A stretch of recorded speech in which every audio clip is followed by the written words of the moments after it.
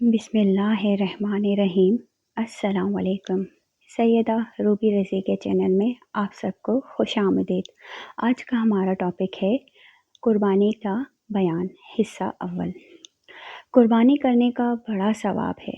رسول اللہ صلی اللہ علیہ وآلہ وسلم نے فرمایا ہے کہ قربانی کے دنوں میں قربانی سے زیادہ کوئی چیز اللہ تعالیٰ کو پسند نہیں۔ ان دنوں میں یہ نیک کام سب نیکیوں سے بڑھ کر ہے، اور قربانی کرتے وقت یعنی ذبح کرتے وقت خون کا جو قطرہ زمین پر گرتا ہے تو زمین تک پہنچنے سے پہلے ہی اللہ تعالیٰ کے پاس مقبول ہو جاتا ہے۔ تو خوب خوشی اور خوب دل کھول کر قربانی کیا کرو۔ اور حضرت محمد صلی اللہ علیہ وآلہ وسلم نے فرمایا ہے کہ قربانی کے جانور کے بدن پر جتنے بال ہوتے ہیں، ہر بال کے بدلے میں ایک ایک نیکی لکھی جاتی ہے۔ سبحان اللہ! بھلا سوچو تو کہ اس سے بڑھ کر اور کیا ثواب ہوگا کہ ایک قربانی کرنے سے ہزاروں لاکھوں کی تعداد میں ثواب ملے گا۔ مرد پر نابالغ اولاد کی طرف سے دینا بھی واجب ہے، لیکن اگر اولاد مالدار ہو تو باپ کے ذمہ واجب نہیں، بلکہ انہی کے مال میں سے دیں، اور بالغ اولاد کی طرف سے بھی دینا واجب نہیں۔ البتہ اگر کوئی لڑکا مجنون ہو تو اس کی طرف سے بھی دیں، نیکیاں مل جاتی ہیں۔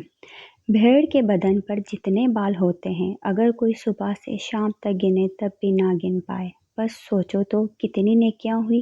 بڑی دینداری کی بات تو یہ ہے کہ اگر کسی پر قربانی کرنا واجب بھی نہیں ہو تو تب بھی اتنے ہی حساب ثواب کے لالچ میں قربانی کر دینا چاہیے کہ جب یہ دن چلے گئے تو یہ دولت کہاں نصیب ہوگی، اور اتنی آسانی سے اتنی نیکیاں کیسے کما سکیں گے۔ اور اگر اللہ تعالیٰ نے مالدار اور امیر بنایا ہو تو مناسب ہے کہ جہاں اپنی طرف سے قربانی کریں، جو رشتہ دار مر گئے ہیں جیسے ماں باپ وغیرہ، ان کی طرف سے بھی قربانی کر دیں کہ ان کی روح کو اتنا بڑا ثواب پہنچ جائے۔ حضرت محمد صلی اللہ علیہ وآلہ وسلم کی طرف سے، آپ کی بیویوں کی طرف سے، اپنے پیر وغیرہ کی طرف سے کر دیں، نہیں تو کم از کم اتنا ضرور کریں کہ اپنی طرف سے قربانی کریں، کیونکہ مالدار پر تو واجب ہے، جس کے پاس مال و دولت سب کچھ موجود ہے، اور قربانی کرنا اس پر واجب بھی ہے، پھر بھی اس نے قربانی نہ کی، اس سے بڑھ کر بد نصیب اور محروم کون ہوگا۔ اور گناہ رہا سو الگ، جب قربانی کا جانور قبلہ رخ لٹا دیں تو پہلے یہ دعا پڑھیں۔ دعا پڑھنے کے بعد بسم اللہ، اللہ اکبر کہہ کر ذبح کریں، اور ذبح کرنے کے بعد یہ دعا پڑھیں۔ جس پر صدقہ فطرہ واجب ہے اس پر بقرہ عید کے دنوں میں قربانی کرنا بھی واجب ہے، اور اگر اتنا مال نہ ہو جتنے کے ہونے سے صدقہ فطرہ واجب ہوتا ہے تو اس پر قربانی نہیں ہے، لیکن پھر بھی اگر کر دے تو بہت ثواب پائے گا۔ مسافر پر قربانی کرنا واجب نہیں۔ بقرہ عید کی 10ویں تاریخ سے لے کر 12ویں تاریخ کی شام تک قربانی کرنے کا وقت ہے، چاہے جس دن قربانی کرے، لیکن قربانی کرنے کا سب سے بہتر دن بقرہ عید کا دن ہے، پھر 11ویں تاریخ اور 12ویں تاریخ۔ بقرہ عید کی نماز سے پہلے قربانی کرنا درست نہیں ہے، جب لوگ نماز پڑھ چکے تب کریں۔ البتہ اگر کوئی کسی دیہات میں اور گاؤں میں رہتی ہو تو وہاں فجر کی نماز کے بعد ہی قربانی کر دینا درست ہے۔ شہر کے اور قصبے کے رہنے والے نماز کے بعد کریں۔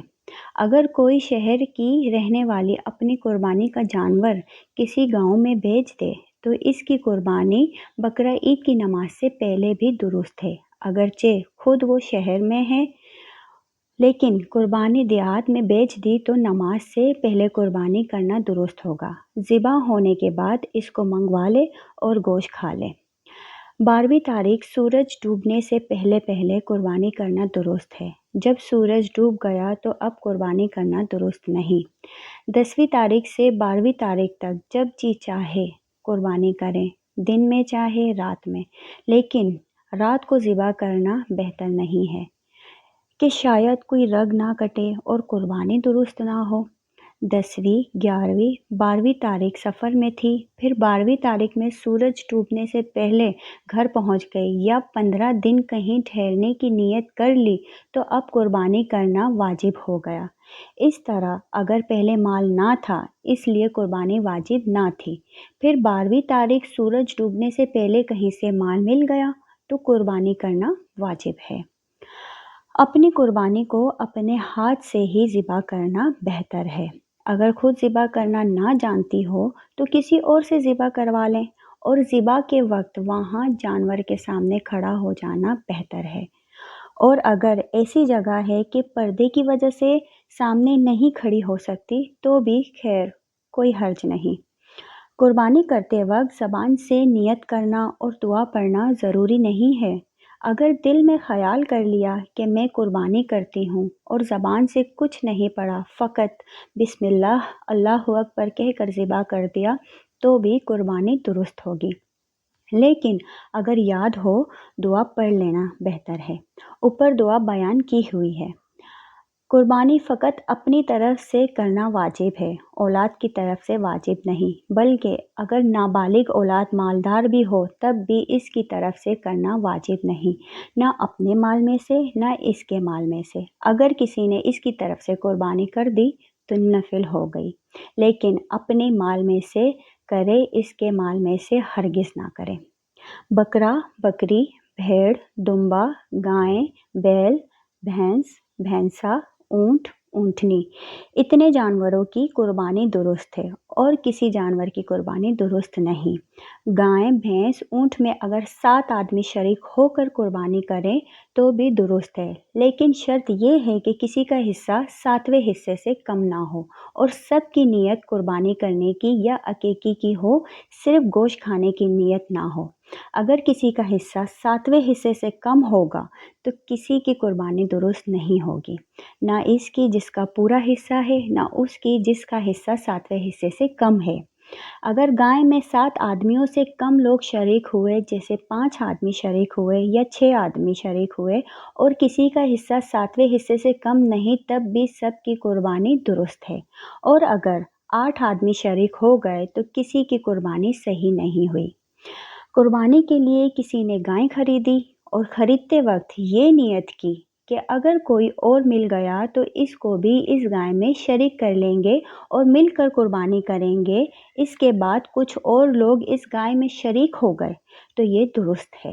اور اگر خریدتے وقت اس کی نیت شریک کرنے کی نہ تھی بلکہ پوری گائے اپنی طرف سے قربان کرنے کا ارادہ تھا تو اب اس میں کسی اور کا شریک ہونا بہتر تو نہیں ہے، لیکن اگر کسی کو شریک کر لیا تو دیکھنا چاہیے جس نے شریک کیا ہے وہ امیر ہے، اس پر قربانی واجب ہے، یا غریب ہے جس پر قربانی واجب نہیں۔ اگر امیر ہے تو درست ہے اور اگر غریب ہے تو درست نہیں۔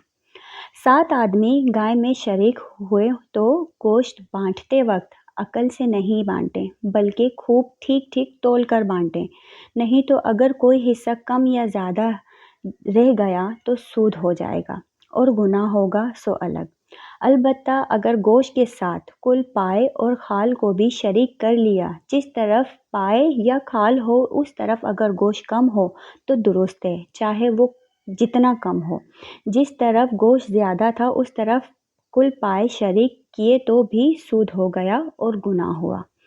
سال بھر سے کم کی بکری درست نہیں، جب پورے سال بھر کی ہو تب قربانی درست ہے، اور گائے بھینس 2 برس سے کم کی درست نہیں، پورے 2 برس کی ہو چکے تب قربانی درست ہے، اور اونٹ 5 سال سے کم کا درست نہیں، اور دمبا یا بھیڑ اگر اتنا موٹا تازہ ہو کہ سال بھر کا معلوم ہوتا ہو اور سال بھر والے بھیڑیوں میں اگر چھوڑ دو تو کچھ فرق نہ معلوم ہو تو ایسے وقت میں 6 مہینے کا دمبا اور بھیڑ کی بھی قربانی درست ہے، اور اگر ایسا نہ ہو تو سال بھر کا ہونا چاہیے۔